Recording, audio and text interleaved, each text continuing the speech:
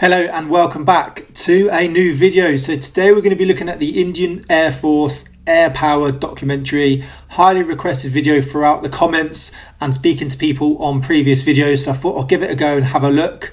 Ex-British Army, so interested to see what they've actually got. I've noticed on the previous videos that the Indian military is a lot more powerful and they have a lot more kit and equipment and highly more technical than I actually previous thought. So it's been a very good insight. So I'm looking forward to seeing a little bit more about their Air Force. I don't know too much being ex-Army.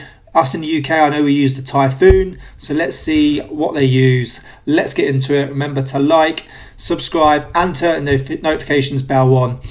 Come on, some of you still haven't subscribed, so make sure you click that subscription button. But let's get into it. First of all, look at that for a shot though. Will be a decisive factor in shaping the outcome of future conflicts. In line with this dictum, the Indian Air Force has developed into a major component of national power, which can be applied quickly and yeah, it is, as it just said, a major national power, and I believe it actually is after watching the videos recently about the Indian military. It's been very interesting and very eye-opening. decisively.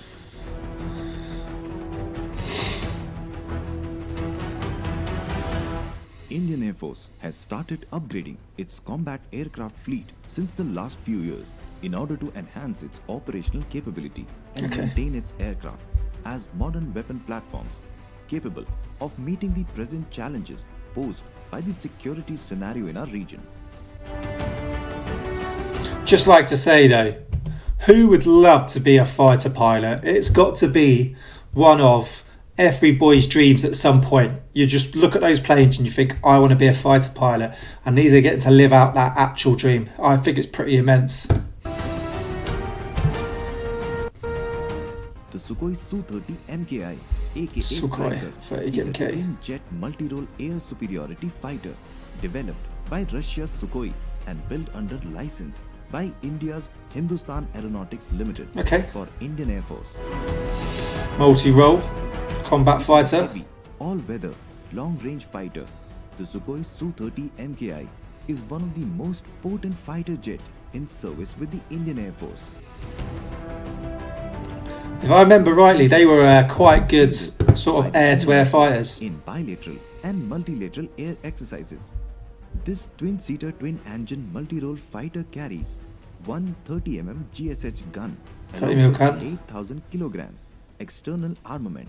It is capable of carrying a variety of medium-range guided air-to-air missiles with active and semi-active radar or infrared homing close-range missile.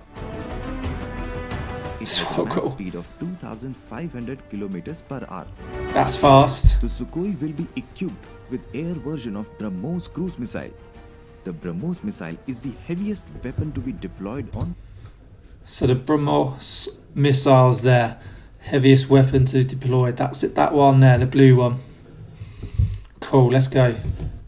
Su-30, the Sukhoi 30 MKI fighter aircraft equipped with BrahMos supersonic cruise missile. Supersonic. So supersonic is quick. So obviously you're not going to be able to outfly that.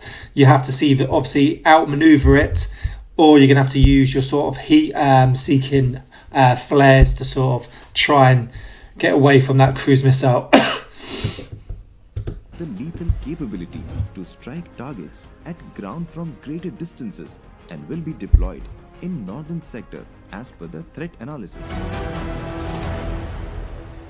Mirage 2000, a single-seater air defense and multi-role fighter of French origin, powered by a single engine, can attain max speed of 2,495 kilometers per hour. Fast.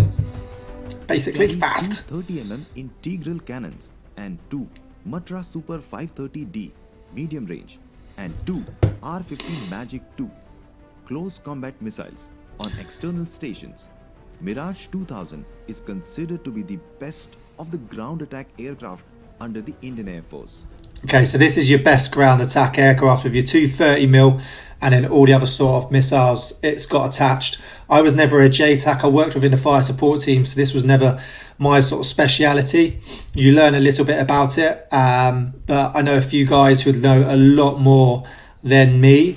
But obviously this would be good you know, if we was in Afghan times, come in, do a show of force, and then you could do a strafe with the 30mm cannons, or use the missiles to take out sort of larger targets if you wanted to.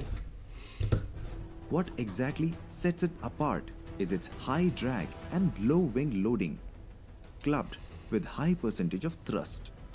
The Mirage has a delta wing design, which It's is quite big at the back. in greater maneuverability.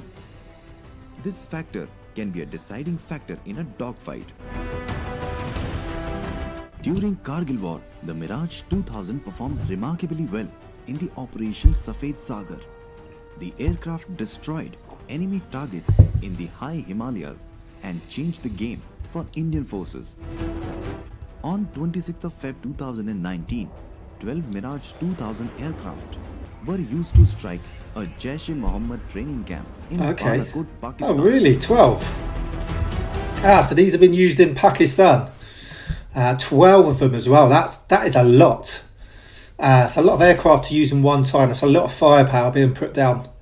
So that would have caused a lot of devastation. Would have destroyed the target, I would have thought. Definitely neutralised it. Definitely destroyed it. MiG-29. MiG-29, you've all seen these in the movies. They're always the enemy fighter of the Americans. Capable of attaining max speed of 2,445 kilometers. Bit slower. It has a combat ceiling of 17 kilometers.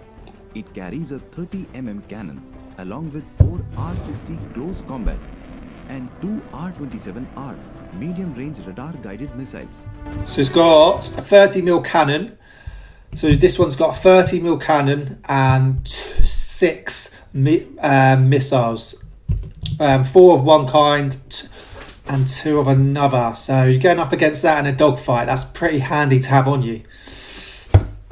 It is one of the Indian Air Force's premium defense fighters. Look at them. That looks so good. MiG-29 UPG is currently one of the most advanced MiG-29s in the world. It's got a lot more fighter jets than I thought. So that's 3 so far. Now the 4th one. Single-seater deep penetration strike aircraft of Anglo-French origin, which has a max speed of 1,350 kilometers. So that is a lot slower. It has 2 30mm guns. Yeah. And can carry 2 R350 Magic CCMs along with 4,750 kilograms. So these are your bombs there. That's what they'll be dropping, not your guided missiles. External stores. Jaguars are extensively used to carry out reconnaissance missions in support of Indian peacekeeping forces in Sri Lanka. In Sri Lanka, okay. They later played an active role in 1999 Kargil War with Pakistan, dropping both unguided and laser-guided bombs. It has been described as one of the few aircrafts capable of performing nuclear strike role with all the precision and effectiveness. Don't want to be using nuclear though. MiG-21. MiG-21s, you see these as well. Multi-role fighter and ground attack aircraft. Can be Russian origin. It has a max speed of 2,230 kilometers per hour and carries 123mm twin barrel cannon with 4 R-60 close combat missiles. It is a supersonic jet fighter and interceptor aircraft. The capabilities of MiG-21s were put to the test during the Bangladesh Liberation War. During the war, the MiG-21s played a crucial role in giving the Indian Air Force air superiority over vital points and areas in the Western theatre of the conflict. So what I'm learning from this is actually the Indian Air Force has been used quite a bit during conflict. So they've got quite a bit of experience in these jets. Fighter jets have actually been used and have the history to back it up to say, yeah, the Indian Air Force trust them and they rely on them and they are good. There's always room for upgrades, but they've got that experience, which is really good to see.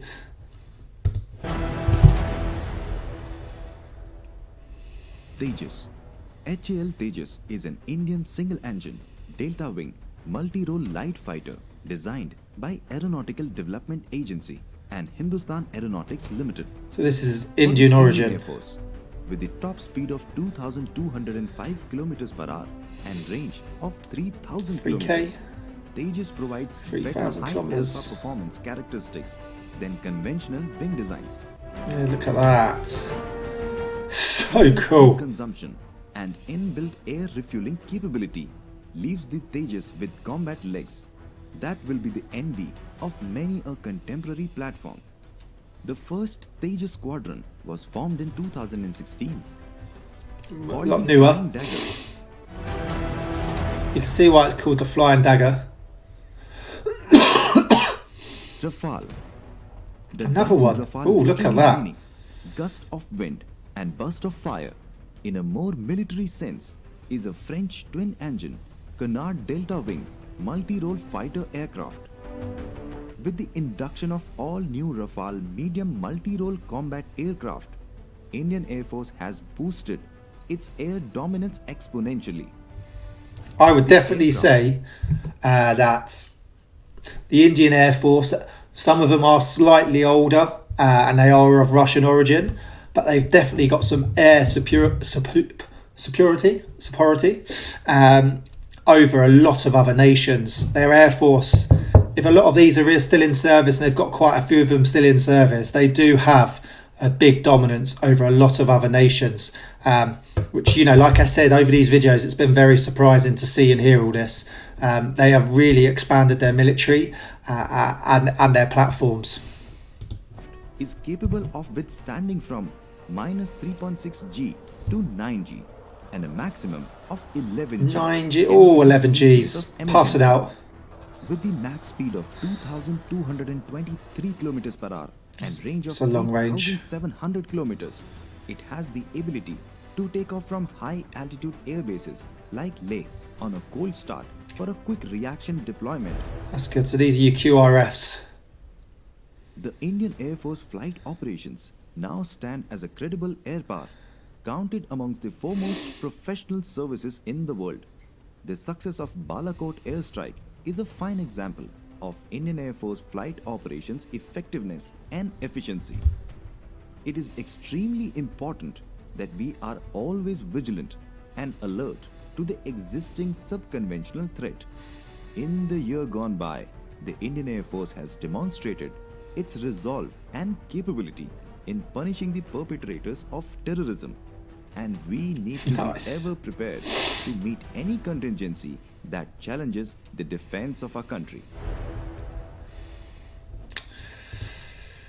So I would have liked to see more of what other sort of air platforms you have where it comes to transport, you know, personnel, helicopters. You know, it would have been interesting to see more instead of just the fighter jets. You have a lot more fighter jets that look like they're in active service than I thought, which has once again surprised me, but it's really good to see. They're definitely, like I said, got some dominance over the skies if it comes to a conflict with another nation. Not sure, you know, what their fighter jet pilots experience have got, you know, funding wise, how many of them are serviced and actually in service and serviceable. What's their ammunition count like? Do they have a good armory? And ammunition. So that'd be interesting to know. But there's a lot more fighter jets than I thought, and it looks like we've got a lot more in service than the UK. I know we've got like the Typhoon and that, but you've got a lot more variations than the UK have. So very interesting. Let us know what your thoughts are. Remember to like, subscribe, turn notifications bell on, and I'll see you soon.